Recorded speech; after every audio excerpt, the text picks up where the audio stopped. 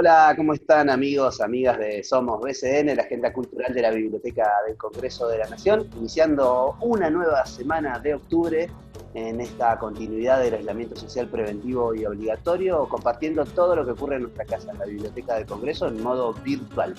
Mi nombre es Sebastián Calderón y lo saludo a mi amigo Matías Bonilovic, que está ahí del otro lado. Hola Mati, ¿cómo va? ¿Cómo andás, Sebastián? ¿Cómo anda todo? 7 meses ya, ¿eh? 7 meses y seguimos transmitiendo. Así es, 19 de marzo, hoy 19 de octubre y seguimos en este modo virtual transmitiendo, haciendo Somos BCN porque la biblioteca no ha detenido su actividad en ningún momento. Y bueno, este es el caso de esta semana, el de compartir algunas experiencias de mediación de lectura, ¿no? Exactamente, hoy nos toca, ¿a dónde nos lleva la agenda cultural de la biblioteca esta semana? ¿Por dónde anduviste vos, Seba? Bueno, yo estuve hablando y vamos a compartir en un ratito esa entrevista con María Eguis, que es quien ha fundado la Escuela Argentina de Narración Social. Articula ella hace muchos años con la Biblioteca del Congreso de la Nación en un montón de actividades vinculadas a la mediación de la lectura. Y ella tiene una propuesta que es la caminata por la lectura, que estaba originalmente pensada para ser lanzada en el marco de la Feria Internacional del Libro de Buenos Aires, que no se realizó por la pandemia. Y sin embargo, bueno, María llevó todas sus actividades al mundo virtual, así que también se creó la cibercaminata por la lectura, y hay una ciberbiblioteca hablada donde ha podido generar, y aprovechando la utilización de las tecnologías y los encuentros virtuales, ha podido darle continuidad a esa actividad de libre expresión, de participación de la gente a través de la escritura y de la lectura, de leerle a otros, esto que promueve ella hace tantísimos años. Una amiga de la casa y una todoterreno de la cultura que no para, no para y no para, ¿no? Así es, así es. Bueno, así que nos pudimos reencontrar con ella, que tiene además un espacio, una columna fija en nuestro programa radial, así que bueno, después de mucho tiempo pudimos encontrarnos en modo virtual y nos compartió todo lo que está haciendo, que es un montón de actividades, así que bueno, esa es la propuesta de mi parte. ¿Y vos? Yo estuve con Débora Telias, que es comisión directiva de Alija, digamos, y es profesora licenciada en Letras de la Universidad de Buenos Aires y es profesora docente de formación en los distintos niveles, tanto inicial como universitario, y también de los distintos niveles de formación de la ciudad. Y que nos contó que se va a iniciar un ciclo de un taller de poesía que se llama El libro está servido. Él es una de sus iniciativas. Pero es un taller que son 4 encuentros, pero de poesía en particular para poner en valor poético hacia niños y niñas muy pequeños que todavía no iniciaron ni siquiera a escribir. O sea, es un taller dado especialmente a ese sector. Así que estuvo interesante el recorrido de cómo uno pierde de perspectiva, porque inicialmente parecía algo medio abstracto, no se lo imagina las palabras en los niños que no escriben ni cosas, pero estuvo interesante y nos contó un poco cómo va a ser la dinámica, nos leyó un par de cuentos. Recomendable para quienes le interese la literatura y la mediación, la escritura oral, la mediación cultural. Bien, bueno, está hecha la propuesta, entonces la invitación para compartir esto que hacemos, que somos BCN. Adelante, vamos. Vale.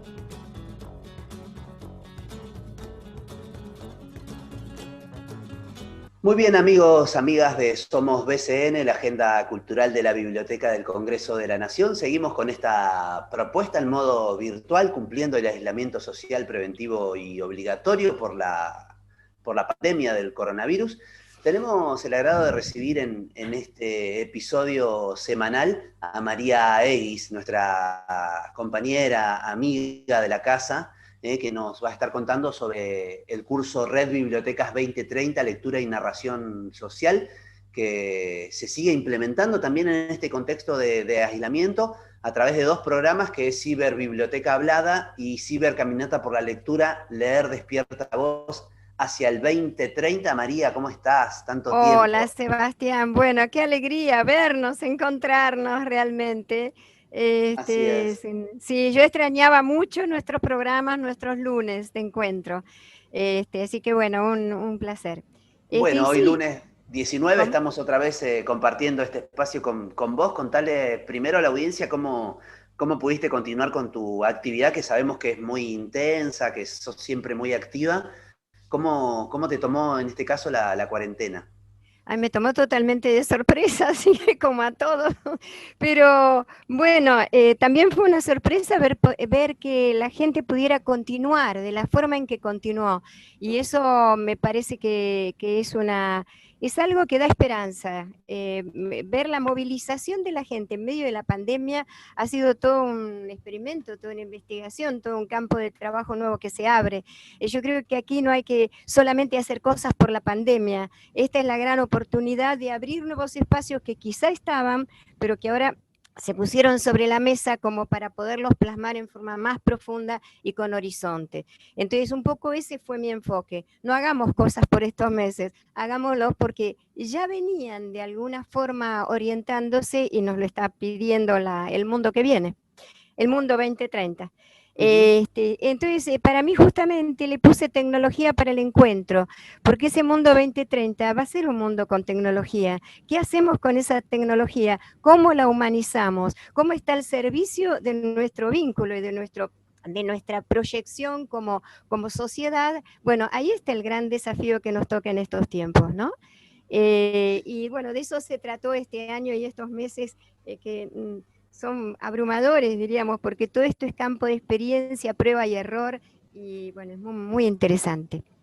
Yo querría Ujú. empezar con una frase que uno dice hace mucho tiempo, en el mes de marzo, cuando estábamos planificando la feria del libro y los Sí. programas, cómo iban a ser hace mucho tiempo, porque realmente parece mucho. Bueno, allí nos encontramos con Olga Laviña, la directora de gestión de la biblioteca, y ya estábamos planeando ir a la radio a grabar un audio un viernes a la mañana. Y bueno, ese día se decreta la cuarentena y ese viernes a la noche yo estaba improvisando un estudio de radio en mi casa para grabar un audio de la Ciberbiblioteca Hablada, que fue uno de los programas que tenemos, que estamos trabajando juntos, ¿no? En convenio. Y bueno, este programa de la ciberbiblioteca tuvo la fuerza de la voz que no está encerrada, de la voz que quiere salir. Por eso yo le puse que en tiempos de tapaboca, hoy más que nunca leer despierta la voz, porque ese es el sentido de nuestra caminata por la lectura, que se llama Leer despierta la voz. Y bueno, me parecía que justamente en momentos donde lo que yo trabajo particularmente es el libro hablado, que esté todo el mundo, pero toda la humanidad con un tapaboca en la boca, para mí era un desafío. ¿Qué hacemos con esta Claro. huella para que no nos quede además como una huella interna? Porque lo que está fuera en el espacio muchas veces nos queda en espacios interiores. El gran trabajo es que, al contrario, esta necesidad sanitaria que la vida nos está poniendo adelante nos impulse a tener mucha más voz, a concentrar nuestra voz en espacios mucho más profundos, a saber mucho más qué queremos decir. Ese es el gran, el gran camino, diríamos, caminata que empecé en el mes de marzo. Y María, Eh, déjame que te sí, pregunte, sí. ¿cómo es una ciber caminata? A Bueno, ver, ¿cómo ahí sería el después formato? de iniciar la ciberbiblioteca hablada, dije cómo hago con la caminata, porque además había compromisos de todos lados y además había que lanzarla en la Feria del Libro. Y ahí se me ocurrió, vamos a hacer una cibercaminata que justamente era sacarse una foto con el barbijo y con un Ujú. cartel, con una frase que a uno lo expresara en este momento. Y además también un audio para aquellos que quisieran complementarlo con su propia voz.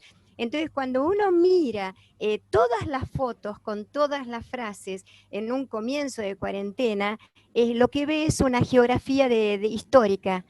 uno ve lo que nos lee es lo que nos leemos como personas y como sociedad. Entonces, todo lo que la gente leyó en ese momento no es lo mismo que posiblemente leamos el año próximo si estamos en otra situación. Entonces, ahí aparece una lectura que es, es la lectura y narración social, que leo una realidad para leerme, porque la realidad me lee y yo leo la realidad. Y las bibliotecas somos todos nosotros andando por la vida.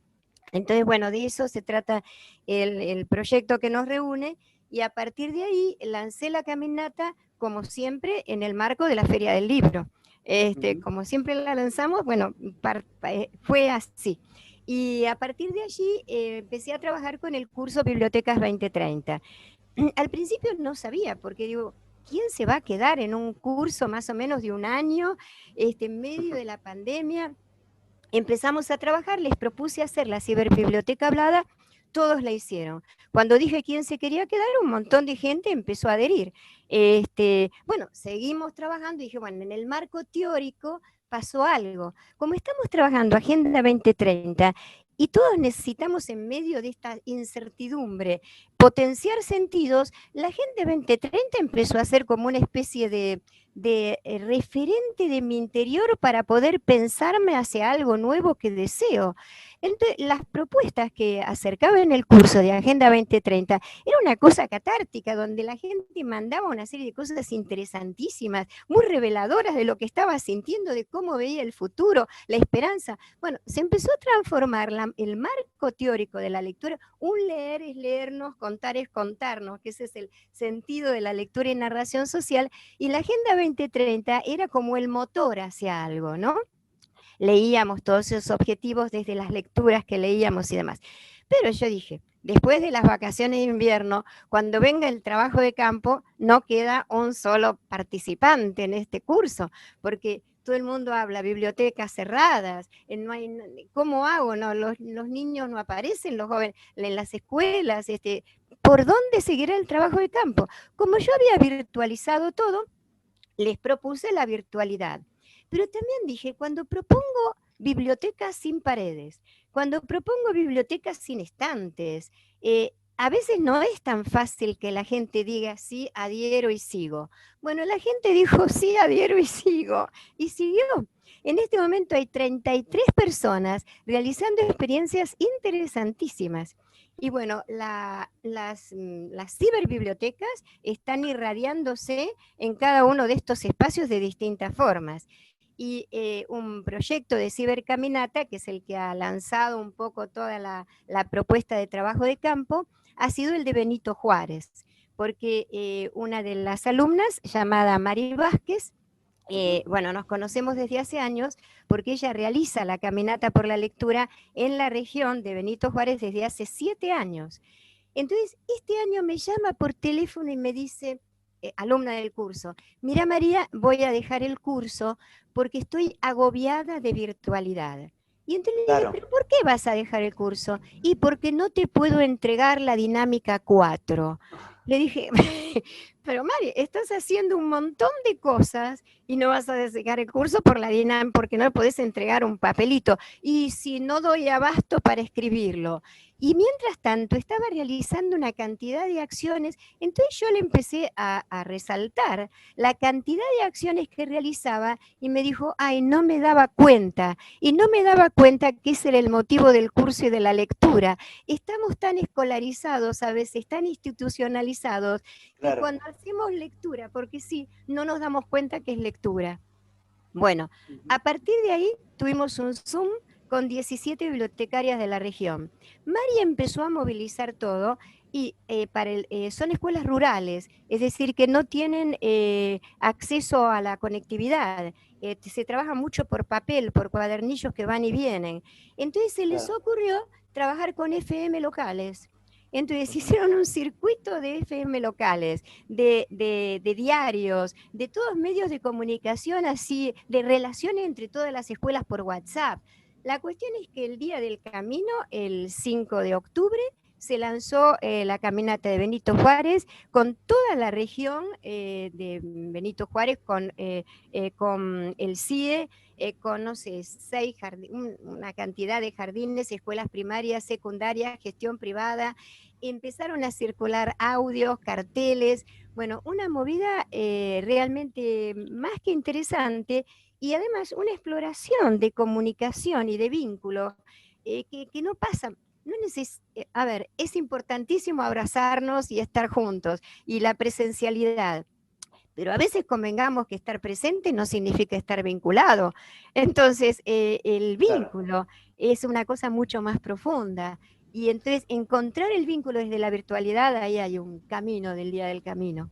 ¿Qué me decías? Claro, claro, me imagino un desafío enorme por esto que planteás, ¿no? Por ahí lo presencial sabemos que es irreemplazable, pero si no se construye el vínculo, de todos modos, hay que apostar a otras formas y en este contexto la virtualidad es la herramienta a la que podemos acceder en la medida que, bueno, que se puede y además qué interesante esta experiencia donde los medios locales pasaron también a ser protagonistas, ¿no? Para poder llegar a esta gente que no tiene conexión.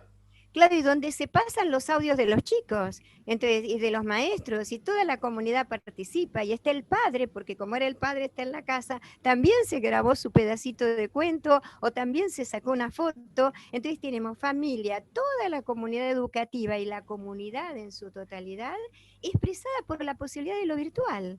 Que si estuviéramos desde lo presencial, los tiempos serían otros y no nos darían esa gran comunicación en un instante. Acá dice Mari, dice el proyecto que han presentado, un proyecto precioso. Interacción y habilitación de la voz en la voz de los grupos, en un intercambio de audios, escritos, videos que reflejan la lectura de la comunidad en los libros elegidos para compartir. Multiplicar nuestro mapa comunitario. Bueno, tiene un montón de frases ese trabajo que son más que interesantes. Y además, bueno, todo el tema de la Agenda 2030 y cómo potenciar sentidos encaminándose hacia un futuro y hacia una esperanza en este momento. ¿Cómo decías? Perdón, que justo se alejó el micrófono. ¿La Agenda Sí. 2030? Claro, que además trabajaron muy especialmente y están trabajando la Agenda 2030 como un encaminar sentidos, aquí lo dice en una frase muy bien, y que no tiene que ver con cuentos de la pobreza, porque eso no nos hace reflexionar, tiene que ver con leerse todos y decir, ¿qué esas ODS, esos sentidos que la agenda plantea, qué me despierta esto que estoy leyendo? ¿Hacia qué sentidos me despierta lo que leo? ¿Por qué leo lo que leo? ¿Hacia dónde leo lo que leo? ¿Por qué me leo como comunidad? ¿Qué sentido tiene el libro para leernos hacia dónde? Bueno, todo eso empezó a surgir en este proyecto de Benito Juárez, así. Y en sus bibliotecarias, en sus inspectoras. Bueno, ese es uno, pero no quiero abundar en detalles porque puede estar toda la tarde, así que tenemos también, hago un paneo, diríamos, comedores, merenderos, escuelas domiciliarias y hospitalarias, con familias que tienen niños con cuidados especiales, y hay una persona que ha sido maestra hospitalaria y ahora está haciendo un trabajo específicamente con los niños y las familias desde la virtualidad. Tenemos también el Jardín de Infantes de la Cancillería Argentina, dejando huellas, con toda una movida familiar desde la biblioteca, con Ana Julia. Muchísimas experiencias. Hay una que es también una persona que estuvo en un centro de comedor que nos dice: Centro de Alimentación e Integración Social, entrega de alimentos.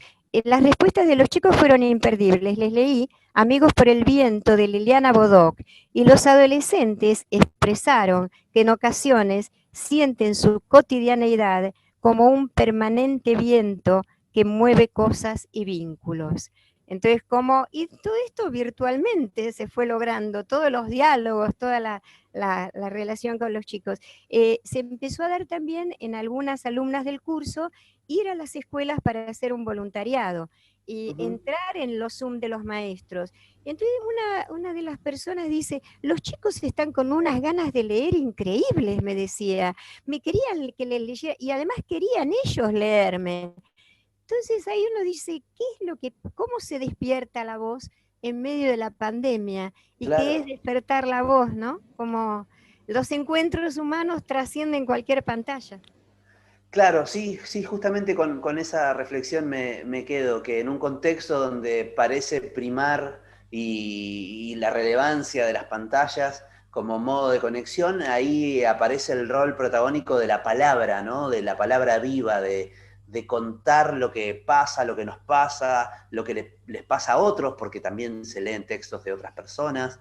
Qué interesante Eh, esto, María. Y ahí aparece, y bueno, María Elena, por ejemplo, te digo nada más, en Tartagal fue zona roja, con Claro. muchísima gente afectada.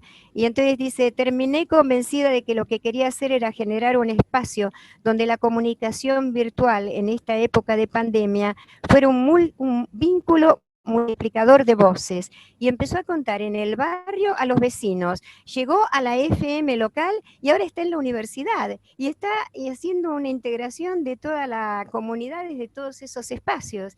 Y la última es Karina, que Karina también es inspectora de Rafael Calzada, trabaja en toda una región. Pero Karina no tiene 7 años de caminata como Benito Juárez. Entonces dice, yo no sé cómo transmitir el alma del proyecto y que me entiendan. Entonces empieza diciendo, mi voz es tan pequeña y mis nervios a veces tan grandes, porque tenía que animarse con otras inspectoras a transmitir todo esto, hasta que la semilla germinó. Bueno, terminó con una inspectora que leyó sus propios poemas, con otra inspectora que su hija es poeta y terminó leyendo un poema de su hija, y así se fue armando la ciberbiblioteca hablada. Y ella quiso empezarla con inspectores y profesores, y desde generar este sentido de la lectura como compartir, como vínculo, de ahí proponérselo a los alumnos. Entonces termina diciéndose si esto es un solo sueño o es un sueño. Y bueno, y termina también diciendo, es un rayo de sol en la mañana. Qué hermoso, qué hermoso. La verdad, muy interesante esto que nos compartís, de cómo pese al confinamiento, a este contexto, la palabra sigue siendo protagónica en un montón de puntos del país, donde, bueno, llega este proyecto que vos impulsás hace un tiempo. María, te queremos Una cosa agradecer. importantísima, perdóname, Mauro López Ollanarte, con el Sí, proyecto regional, el Instituto Miñone y María Simeone están haciendo una propuesta con las alumnas del profesorado que es muy, muy importante, porque es movilizar el mensaje de los futuros bibliotecarios. excelente, sí, sí, sí, sí. Ahí está, le mandamos un saludo también a Mauro y te queremos agradecer, María, por estos minutos compartiendo acá en Somos BCN, la agenda cultural de la Biblioteca del Congreso, la continuidad de este proyecto que venís impulsando de promover nada más y nada menos que la lectura en estas cibercaminatas, en esta ciberbiblioteca hablada. Te mandamos un abrazo inmenso. Muchísimas gracias por todo. Y muchísimas gracias a la Biblioteca del Congreso y a ustedes, a la radio, y a Mauro y a Olga, a todos. Muchas gracias.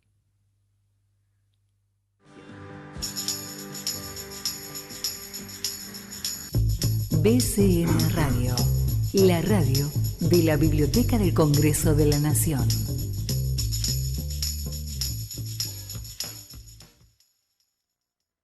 Seguimos en Somos BCN, seguimos en nuestro recorrido por la agenda cultural e institucional de la Biblioteca del Congreso, y ahora nos vamos a remontar a una actividad que se inicia esta semana, que tiene que ver con la cultura, que tiene que ver con un taller que se llama Eles. El libro está servido, está a cargo de Débora Telias, que está ahora en línea.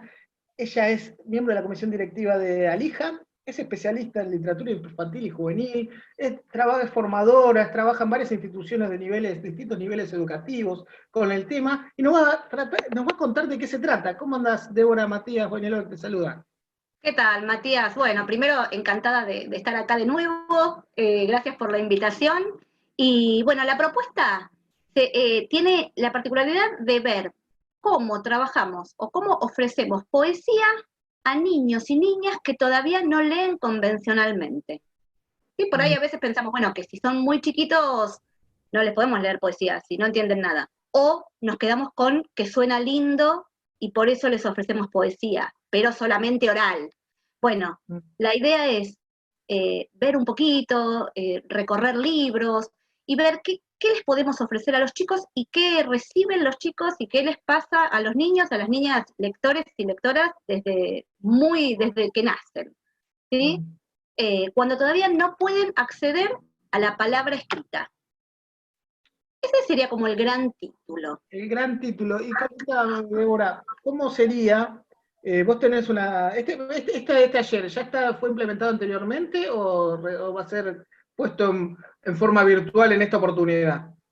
Mira, es especial para la Biblioteca del Congreso. Lo preparé especialmente para esta edición. Digo, tiene cosas que vengo trabajando en otros ámbitos. Yo trabajo en formación docente, digamos, de ahí retomo muchas inquietudes a la hora de pensar cómo trabajar puntualmente en el jardín de infantes, pero no solo, ¿no? Porque a veces, y por ejemplo con este momento que estamos pasando, necesitamos que la poesía llegue a otros lados, que llegue de otras maneras.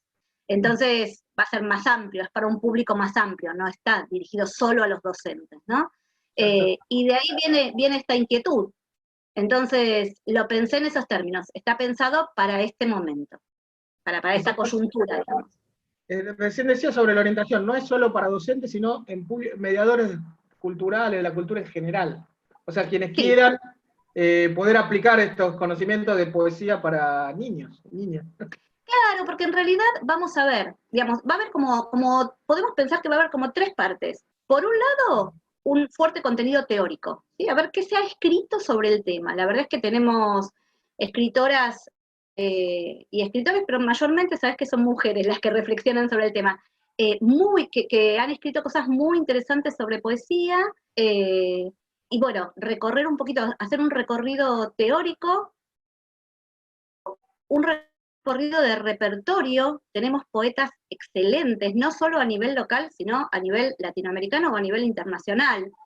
Con Alija, cuando vamos a congresos y nos comunicamos con asociaciones de otros lugares, nuestros autores son muy reconocidos internacionalmente. De hecho, María Teresa Andrueto, que fue propuesta por Alija para el premio Andersen, en su momento ganó el premio Andersen, la primera autora argentina, y es una de nuestras grandes poetas. Entonces, recorrer un poquito ese repertorio, y como tercer punto, a mí me interesa muchísimo revalorizar la posibilidad de los niños y las niñas como productoras de poesía. ¿Y qué quiere decir esto? ¿Que un bebé va a escribir una poesía? No. Pero sí poder empezar a ofrecerle a los niños y las niñas muy pequeños, de 1 año, de 2 años, la posibilidad de mirar poéticamente. Y eso no me lo puedo imaginar desde el punto de vista no práctico. Bueno, ¿cómo sería? Mirar, la poesía es juego con el lenguaje.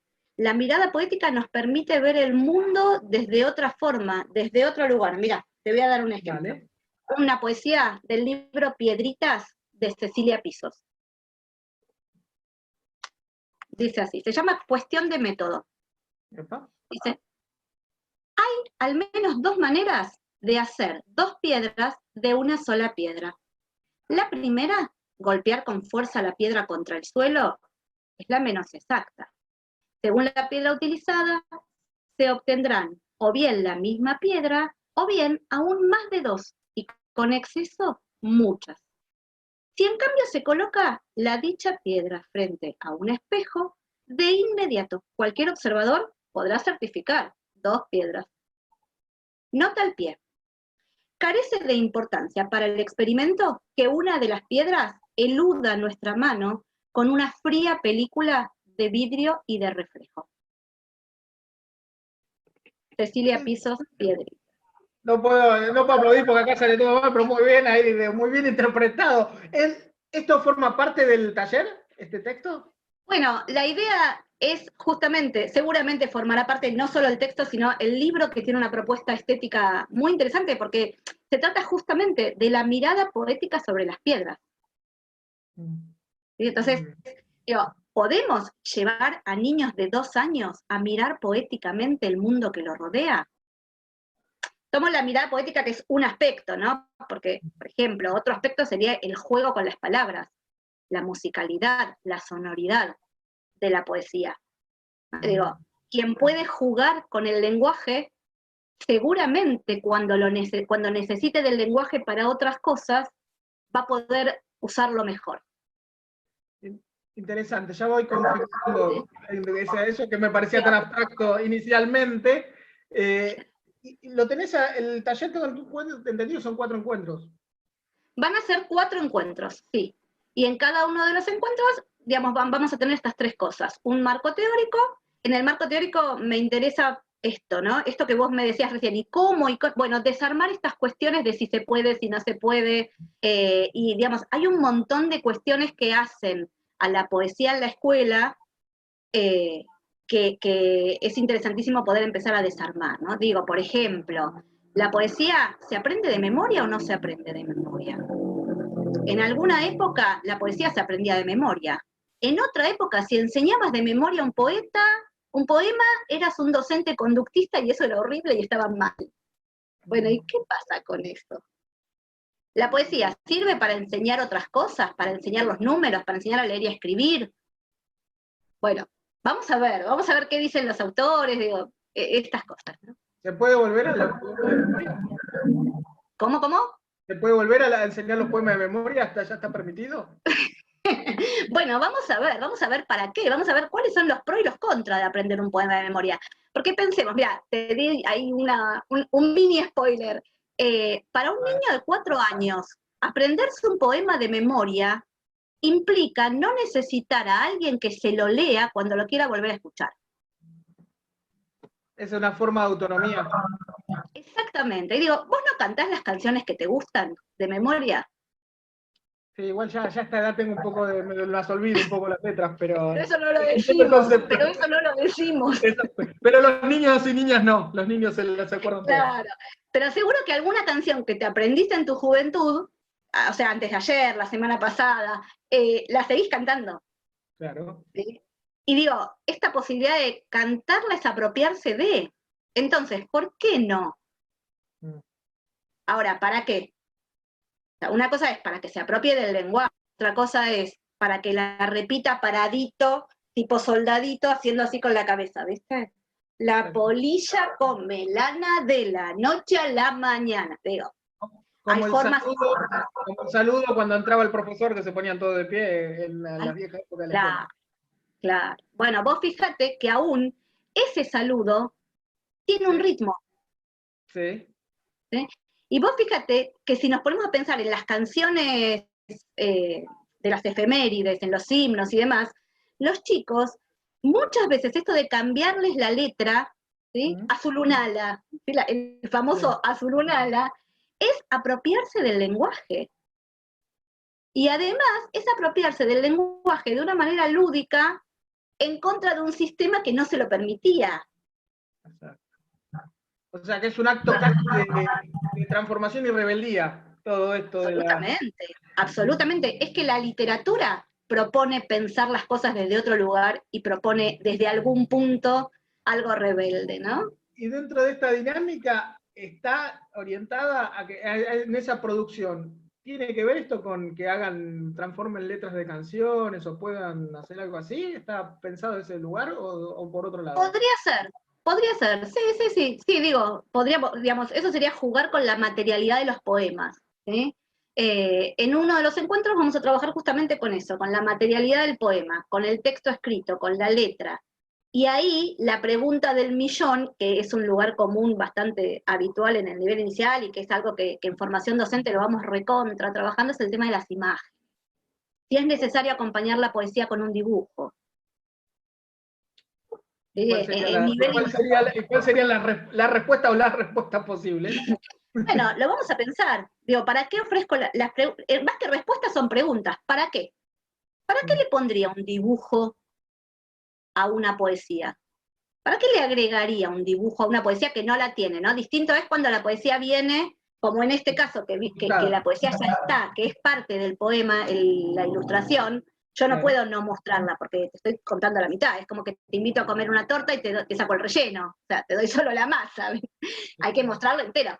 Pero digo, un poema que no lo tiene. Y cuando yo les pregunto a las alumnas, en general son mujeres, ¿para qué le agregarías un dibujo? Las respuestas son para que le llame más la atención, Claro. para que lo entiendan mejor, o esa es la otra respuesta. O sea, no saben para qué. Pero, ¿sabés qué pasa? No saben para qué, pero generaciones y generaciones lo vienen haciendo. Sí, yo tengo esa imagen en la cabeza y esa respuesta que vos dijiste sería la primera que diría yo cuando se haga ese interpele, cuando se haga la interpelación. No, o sea, para que da la sensación de que con un dibujo le sería más atractivo para el niño y la niña. Entonces le estamos pifiando de poema. Eso puede ser otra variable. Digo, Digamos, si el poema necesita otra cosa, ¿qué está pasando? Digamos, y es como un anzuelo. Bueno, de todos modos, habría que ver qué pasa con un buen libro. O sea, ¿por qué la imagen? Más allá de qué tipo de imagen, ¿no? Y el poema, la imagen, porque además es eso también, ¿qué imagen? En general, si cuento un poema de una nube, la imagen es de una nube. Digo, claro. Primero ahí subestimo a los chicos, porque les estoy diciendo subliminalmente, no vas a entender el poema, te lo explico con un dibujito. Y aprovechando tu rol de formadora y de tu experiencia en instituciones de formación docente, este papel de la poesía en la infancia, en la primera infancia, yo en mi recuerdo de cuando era más chico, esto casi era nulo. O sea, ahora eso se ha modificado o se mantiene más o menos igual. A ver, en las instituciones la verdad es que se ha modificado. Digo, somos muchas formadoras y formadores de docentes que ya nosotros nos formamos en otro lugar y con otros materiales teóricos y digamos, hace mucho, yo creo que hay una leve modificación de esto. Hay mucha gente que está ocupando muchos espacios y que realmente se está modificando esto. De todos modos, es mínimo. Y además, digo, hay una cuestión que la gente que se está formando ahora viene con una biografía escolar tan pesada en esto que vos decís, que cuesta muchísimo revertirlo. Entonces, yo soy optimista por definición. Entonces, yo creo que sí, que se está modificando, pero muy poco. Yo en general, digamos, lo que digo es, a lo largo de las cursadas de las materias, yo doy clase en varios institutos y en varias materias. Todas las materias yo leo mucha literatura, mucha, y les muestro lo que existe. Entonces, yo digo, entre comillas, las voy convenciendo, porque las futuras docentes se entusiasman y empiezan a leer y a querer conocer materiales nuevos. Entonces, yo creo que muy lentamente se está revirtiendo. Pero, por ejemplo, uno tiene la idea de la poesía, ¿no? Que no se lee poesía, la poesía. Y no podemos hablar de la poesía. Así como no podemos hablar de los cuentos. O sea, nadie va a decir, no me gustan los cuentos. Te podré decir, no me gustan los cuentos de ciencia ficción, no me gustan los cuentos policiales, no me gustan los cuentos románticos, qué sé yo. Pero nadie va a decir, no me gustan los cuentos, porque los cuentos es algo muy abarcativo. La poesía también es algo muy abarcativo. No es lo mismo una adivinanza es una poesía. Claro. Entonces, no es lo mismo una adivinanza que un poema de Borges o que un romance, ¿sí? Pregonadas son las guerras de Francia con Aragón. ¿Cómo las haré yo? Triste, viejo y cano pecador, un romance español, ¿sí? A mi primaria, a mi vieja escuela primaria, digamos. Bueno, vos sabés que los romances, que es uno de los géneros que más enemigos hace ganar a la poesía, están buenísimos. En general cuentan historias que son una novela de las 3 de la tarde. Sí. El hombre que se va en busca, y la mujer que, por ejemplo, la doncella guerrera, la mujer que el padre critica a la madre porque no le dio hijos varones, entonces la mujer, una de las hijas dice, yo voy a ir a la guerra, y se disfraza de hombre y se va a la guerra. Y un hombre, el hijo del rey, le dice a la madre, herido vengo mi madre, de amores me muero yo. Los ojos de don Martín son de mujer, de hombre no. Y entonces la madre le va diciendo que haga diferentes cosas para descubrir si don Martín es hombre o mujer.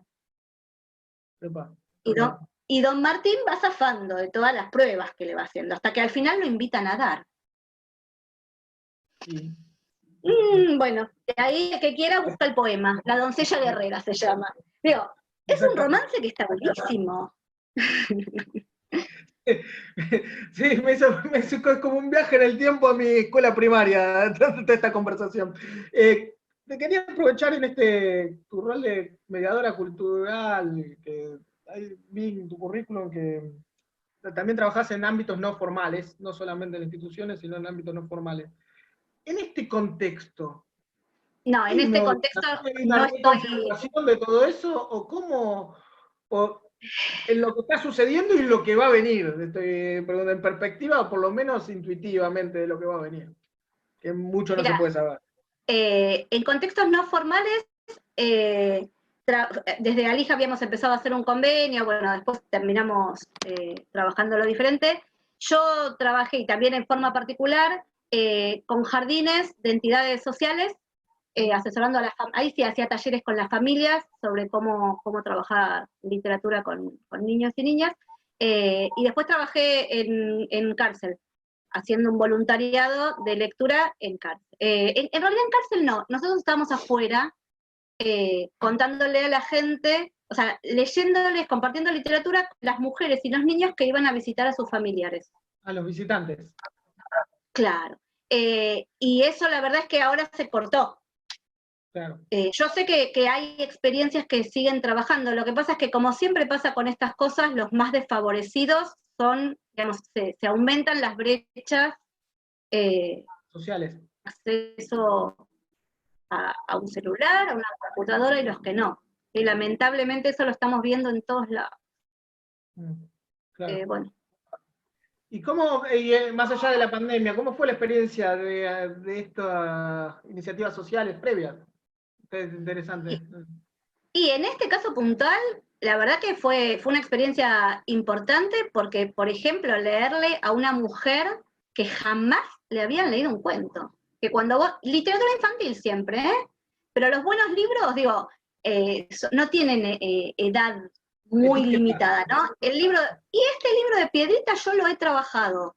Desde Alija participamos el año pasado en un encuentro en el Hospital Tornú, en un encuentro por la diversidad y las culturas, y nosotras hicimos con Claudia Cadenazo, con una compañera de Alija, un taller de mediación literaria, de lecturas, en el cual uno de los temas que tomábamos era el de las piedritas. Arrancamos con este libro, teníamos, imagínate que ahí fue una convocatoria abierta, gente de la comunidad, gente del barrio, y había chicos desde 4 años hasta 10, 12 años. Bueno, les llevamos piedras, y ellos tenían piedras en las manos mientras nosotras leíamos estos poemas. Y estaban con los adultos que los acompañaban. Y los adultos que acompañaban estaban igual de interesados escuchando los poemas que los niños. O sea, claramente este no parecería un libro para niños. Sin embargo, los poemas, o sea, es absolutamente convocante el tema y la forma de mirar, ¿no?, de las piedras. Digo las piedras porque es el que agarré, pero la verdad es que con un montón de libros pasa lo mismo. Sí, la verdad que sí. Bueno, Débora, para participar del curso, sé que es de un cupo limitado, obviamente es un taller, no puede ser ilimitado, pero claro. ¿algún requisito previo, alguna forma de participar o solamente anotarse y tener ganas de hacerlo? No, hay que anotarse y después sí vamos a, digamos, la idea es que esta propuesta, digamos, yo siempre digo que una cosa es decir y otra cosa es hacerlo, ¿no? Entonces, yo te puedo decir, no, mira, si vos les lees esto a los chicos y después les pedís que escriban tal cosa y que inventen tal otra, los chicos de sala de 5 lo van a hacer, o los chicos de primer grado lo van a poder hacer, vas a ver que va a estar, ¿no? Y otra cosa es que te diga, probá vos de escribir, de jugar, esto que vos decías, cambiar la letra de una canción, agregarle frases a un poema, desarmar los versos de un poema y armar otro. O sea, una cosa es decir, bueno, se puede hacer, y otra cosa es ofrecer un espacio, animate, probá, jugá. Si vos no te sacás el miedo de hacerlo, no vas a poder invitar a otro a hacerlo. Entonces, digamos, por eso va a tener un espacio para producir. Bueno, muy impecable, muy clarito. Muchísimas gracias. Muchísimas gracias a ustedes por invitarnos. No, por favor, muchísimas gracias, Débora, por la información. Y para cerrar la entrevista, ¿es posible alguna Recordemos que todo esto va a estar en www.bcn.gov.ar, digamos, y que se puede seguir a través de la página del Congreso de la Nación. Pero para cerrar la entrevista y cerrando con vos, Débora, ¿tenés algún otro material que podemos adelantar ahí, un spoiler de lo que viene en el taller? Mira, te voy a ofrecer uno que casi parecería que estuvo escrito para el encuentro. Del libro de Laura de Betach, Para que sepan de mí, de la editorial Calibroscopio. Bueno, perfecto. Entonces vos haces tu lectura y cerramos la entrevista, ¿te parece? Muy bien, entonces te agradezco de vuelta la invitación, les mando un abrazo y nos despedimos con este poema que se llama A mano. Y dice así: no sé qué hacer con estos versos, quizás ponerlos aquí, para que cada cual se sirva por su propia mano. Perfecto. Bueno, los espero entonces, nos vemos por ahí. Pasó por Somos BCN. Él va a estar dando un taller que se llama El libro está servido. Los invitamos a todos los usuarios y usuarias a que se acerquen y participen a través de la página web de la Biblioteca del Congreso de la Nación. Chao.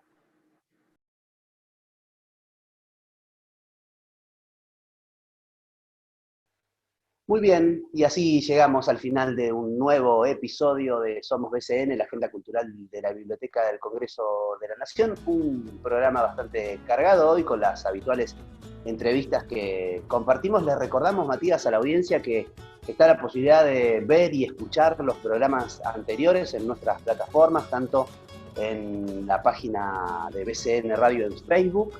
También está la posibilidad de escuchar otras emisiones que tiene BCN Radio, esto que es una herramienta comunicacional de la Biblioteca del Congreso desde el año 2013, con otros programas como el que hacés vos, de periodismo en primera persona, con un montón de emisiones que se han sostenido pese a este aislamiento por la cuarentena, ¿no? Sí, en formato de Spreaker, en la plataforma Spreaker, y en formato, también por Spotify se puede escuchar en formato audio, y además se puede ver en formato audiovisual en Instagram TV, en BCN Radio, y en Facebook también, en la página de Facebook de BCN Radio, se puede observar este programa. Bueno, el agradecimiento a todos los que han estado acompañándonos, siguiendo, reproduciendo estos contenidos que subimos cada lunes en el caso de Somos BCN, porque la cantidad de visitas, de visitantes a la página, la cantidad de seguidores y de reproducciones de estos contenidos ha ido subiendo y se mantiene, así que bueno, el agradecimiento por estar ahí del otro lado, valorando esto que hacemos cada semana en esta modalidad virtual. Ellos son, el saludo a todo el equipo técnico y de producción de la Subdirección de Prensa y Difusión de la Biblioteca del Congreso, que hace que todo sea posible, ¿no? Así es, por supuesto. Era el equipo de la subdirección, con nuestras productoras, en el caso de Somos BCN, que las tenemos ahí a las Marianas, Salas y a Franchino del otro lado. ¿Algún día van a aparecer en cámara? ¿Usted qué dice? ¿La vamos a convencer? Está difícil. No sé. Que hagan un saludo a la comunidad, que pongan el rostro a los verdaderos hacedores de este programa. Bueno, y también el agradecimiento a quienes hacen la edición del audio, ¿no? Para subir a BCN Radio y a las plataformas por las que se escuchan los contenidos de BCN Radio, que son los operadores, amigos de la casa. Así que bueno, también va el saludo para ellos y para ellas. ¿Te parece que nos despidamos haciendo algún tipo de recomendación, Mati? Dale, ¿qué tenemos para recomendar? Yo te cuento, la propuesta de octubre, y es algo que se va a repetir este jueves 22, a partir de las 11 de la mañana, pueden seguir un taller, uno de los tantos que ha propuesto este año en el marco de la cuarentena la Biblioteca del Congreso. Es un taller online, por supuesto, iniciación al arte de contar historias, lo que vivís, lo que ves, lo que lees, lo que escuchás o lo que soñás. Todo puede ser una buena historia para contar, a cargo de Marcela Ganapol, que estudió letras y periodismo, técnica en narración oral del Instituto Argentino de Narración Oral, también auxiliar de bibliotecas comunitarias. Bueno, tiene un amplio conocimiento en este sector y en el arte de contar cuentos, que es un arte también, ¿no? Así que está la propuesta para engancharse ahí a través del canal de Facebook de la BCN y también en www.bcn.gov.ar. Impecable, y además a lo largo de la semana se van a ir sumando propuestas Sí, en la propia página y en las redes sociales de BCN Argentina, así que por ahí los usuarios y usuarias pueden acceder, como siempre, de forma libre y gratuita. así es, sí, la sugerencia es que ingresen, así como ven cada día el correo electrónico, las redes sociales, también una visita por la página de la Biblioteca del Congreso, por el sitio, que les va a permitir anoticiarse de las novedades que van subiéndose a diario en relación a la oferta cultural que propone la biblioteca, y estén atentos y atentas, porque se vienen novedades para fin de año. Así Y que por eso es supuesto, todo. y por supuesto, si todavía no lo hicieron, poner un me gusta y seguir las redes sociales de BCN Radio, ¿no? No Ujú. tendríamos que. Así es. Bueno, Matías, nos reencontramos la próxima semana, ¿te parece? Dale, cuando termine octubre, acá estaremos, Calderón. Ahí está. Pasó Matías Bonilovic, mi nombre es Sebastián Calderón, junto a un gran equipo de la Subdirección de Prensa y Difusión, hicimos Somos BCN, la agenda cultural de la Biblioteca del Congreso. Programa producido por la Subdirección de Prensa y Difusión de la Biblioteca del Congreso de la Nación.